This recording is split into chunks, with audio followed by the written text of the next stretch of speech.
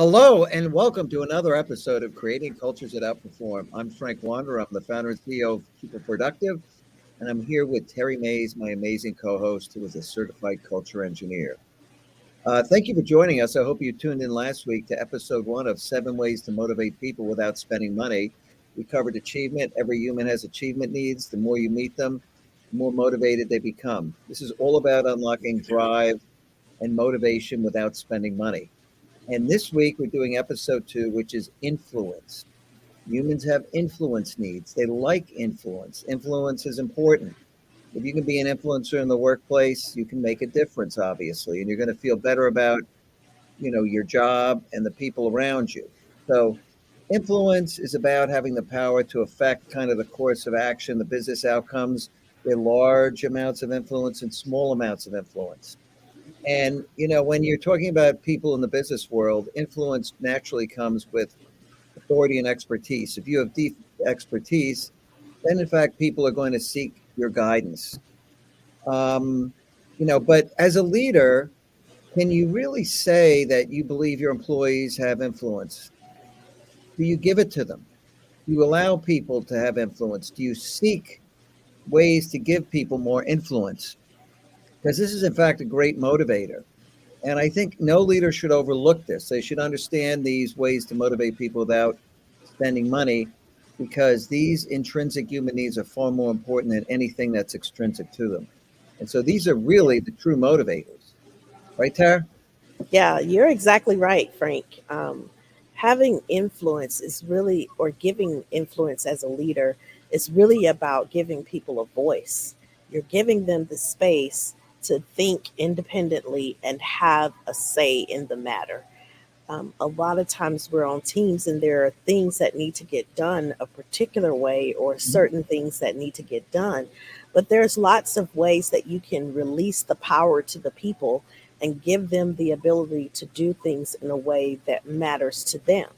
And so by allowing them to influence how things are done or influence the decisions that are made or maybe even the order that things are done, areas where you can do that, you really begin to get some of those quick wins, those small wins that allow your people to trust you more. And the more you give that away, because remember, you can't fight every battle. You can't have everything be done the way that you want it to be done. It's not about micromanaging people into a space where they have no independent thought. You really want people to be creative and open, and you want them to be thinking about things like a leader. And so, in order to foster that environment, you've got to give them the space to do it, and don't go back and course correct and change things after they do it. Give them some space to really have independent thoughts and think on their own and come up with their own ideas, and then allow people that space to make the changes and do what needs to be done. Yeah, I mean, the more influence people have over how they do the work that they've been given, the more motivated they're going to be to do it, because they Right. touched it. It's just not an assignment. They've touched it and shaped it, and that means it's more important to them. When you give them that type of influence, they feel more valued. They feel that you trust them, that you care about them. And giving them control over how products and services are delivered to end customers, really, really important. It makes them feel more responsible. It makes them feel more committed, and they become partners in the things you're doing in the workplace. And so this Yeah. really It makes matters. it You go on, makes Tara. people feel like the work that they are doing matters. And we've talked about this many times, how important it Yes, is to have people excellent point. doing work that matters.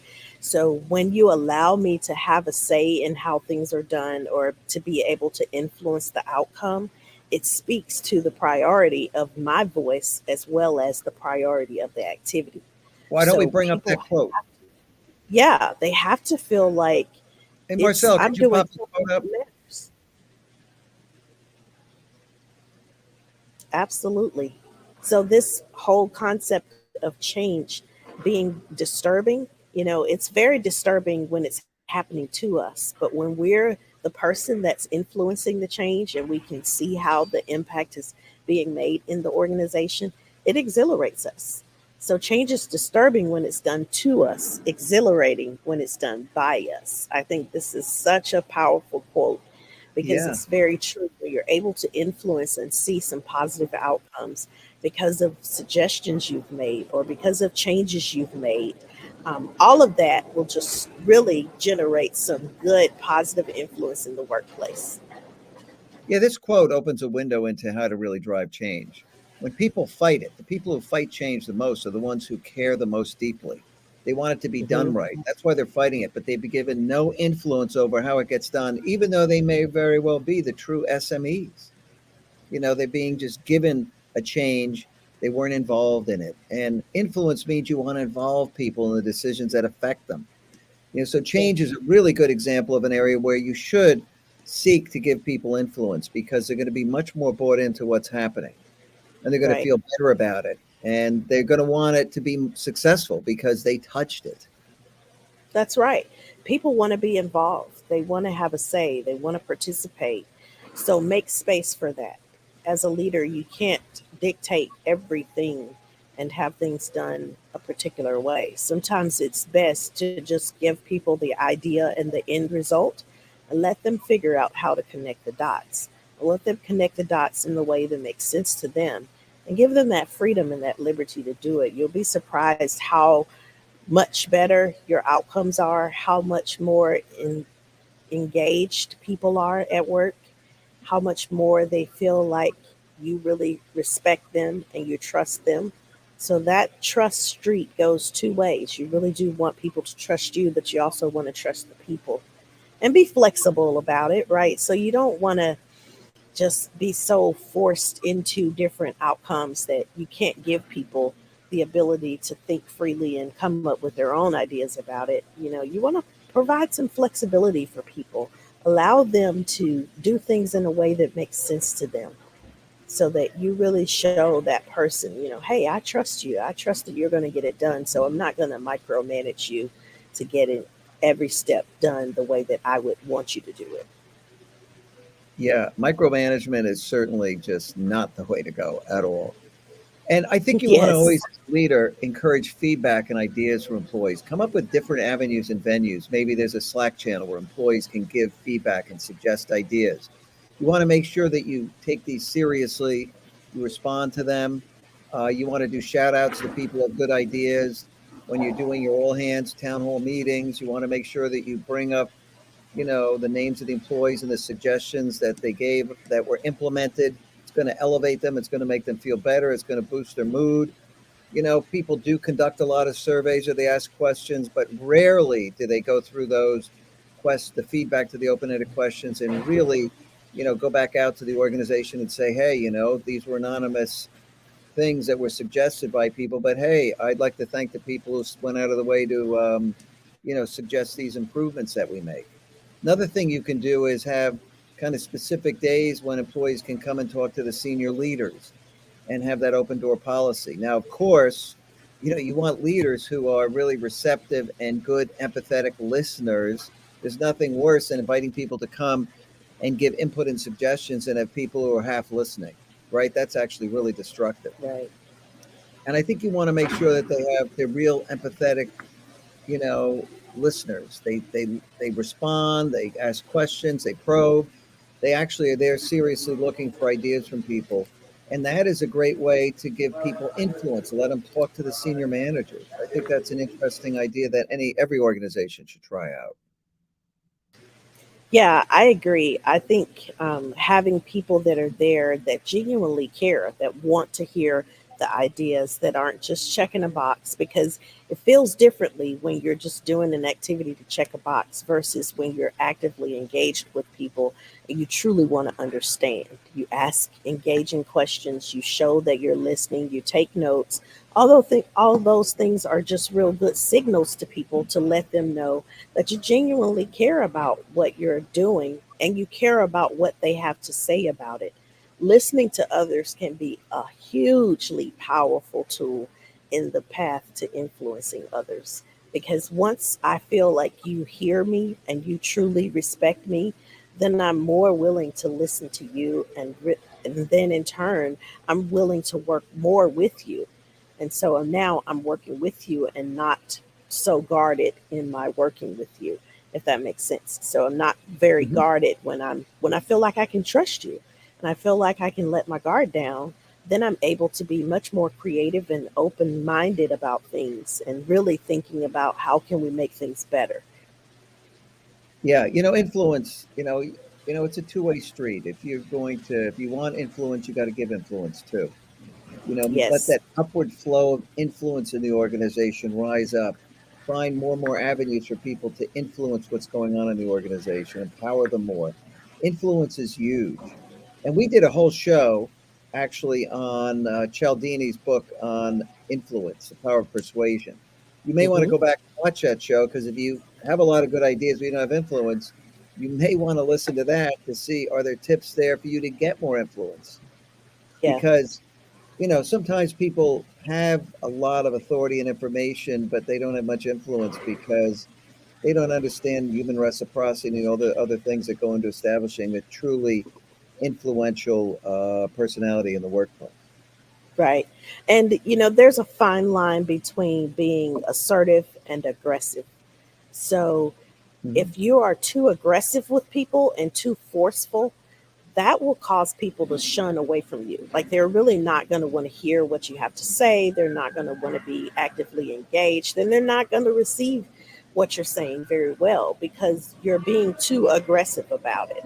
So that's a really good thing to pay attention to if you're struggling with having more influence in the workplace.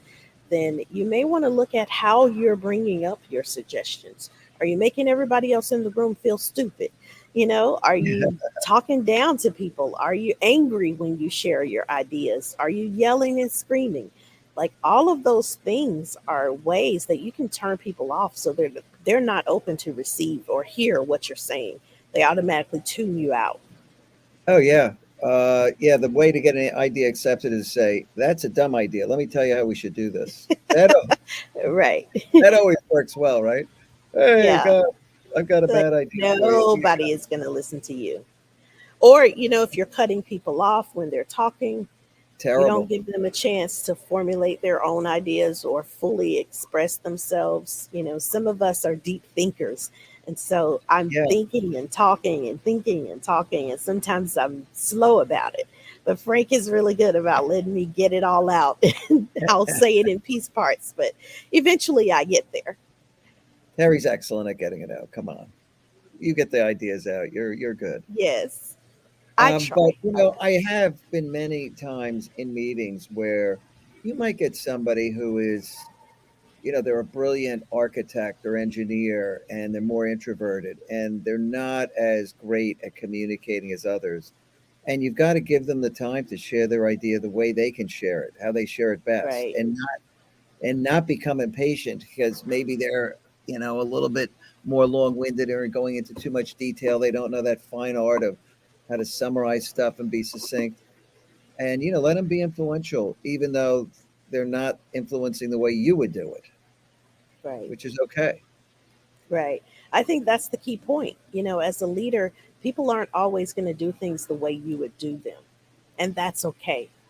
Give Mhm. them the liberty and the freedom to be who they are and allow them to do things the way they would. Now, there are times when, maybe something just doesn't work. But if it doesn't matter, all you want is the outcome, give people the freedom to do it and applaud them for taking the efforts to do it. Don't go back behind them and have and rework the work that they just completed or, tell them all these things that they should have done differently. Make sure you're allowing people to be creative and be who they are, not try to make a clone of yourself in leadership. Yeah.